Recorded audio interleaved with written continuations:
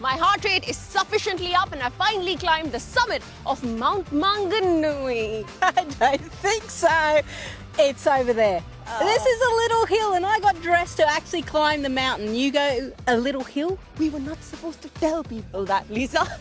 From wherever you're tuning in, we'd like to wish you a very happy International Women's Day from everyone here at ICC Digital. In fact, Lisa, the last time we hung out was 2 years ago on the 8th of March. I can't believe it's been 2 years, but what a moment. We were pinching ourselves, weren't we, that we were at the MCG on International Women's Day, over 86,000 there to watch women's cricket. It really was the showpiece. What was the relevance of that day, not only to the sport, but also to that entire occasion?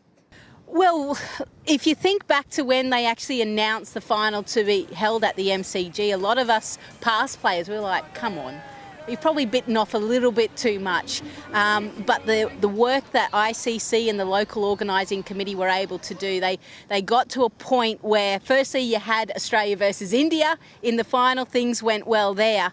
But Katy Perry came. It was a real event. And the great thing for me as a past player was looking up into the stands and actually seeing all of these people coming to watch women's cricket. Not women's cricket, then men's cricket. Just the female players. And Mel Jones and myself were quite emotional. I remember the anthems being played and obviously being born in India as well, so I was really happy for both sides, but I got really teary then, and then obviously everything went viral when Australia won and they shoved the camera in my face and I couldn't quite hide the emotion.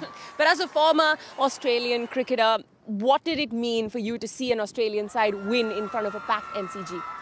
I think it was more than the Australian team and winning. It was just the fact that there were so many past players and club cricketers and volunteers that have done so much hard work over so many decades to keep pushing women's cricket forward, that so many people flew in for that event.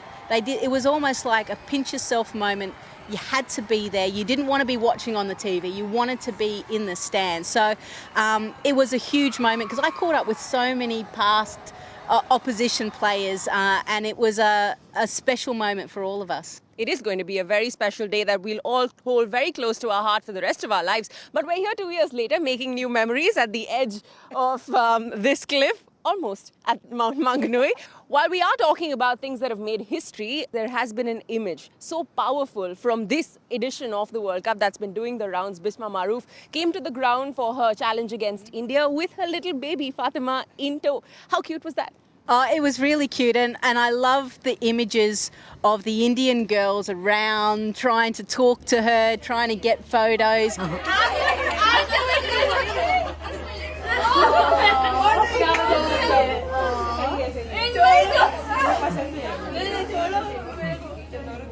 I was really happy to see it because obviously we don't get to see India taking on Pakistan.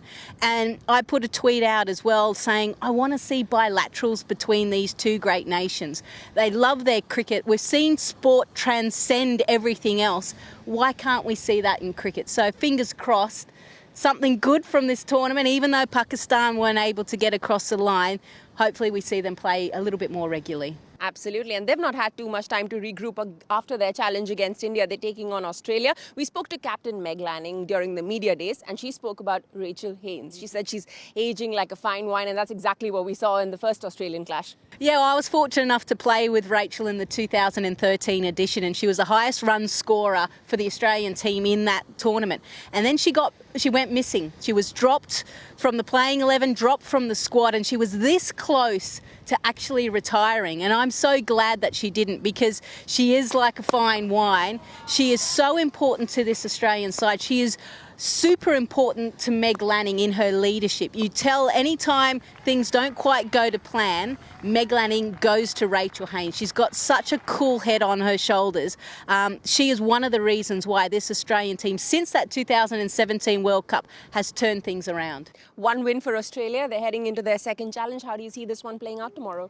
I think it's going to be a huge ask for Pakistan. We saw that their bowling is exceptional. They've certainly got the skills to challenge the Australians. In the field is a bit of an issue, but then from a batting perspective, they're going to have to go big. Well, Lisa, thank you so much for joining us in this edition of Let's Show Them. We've done the time, we've done a few steps.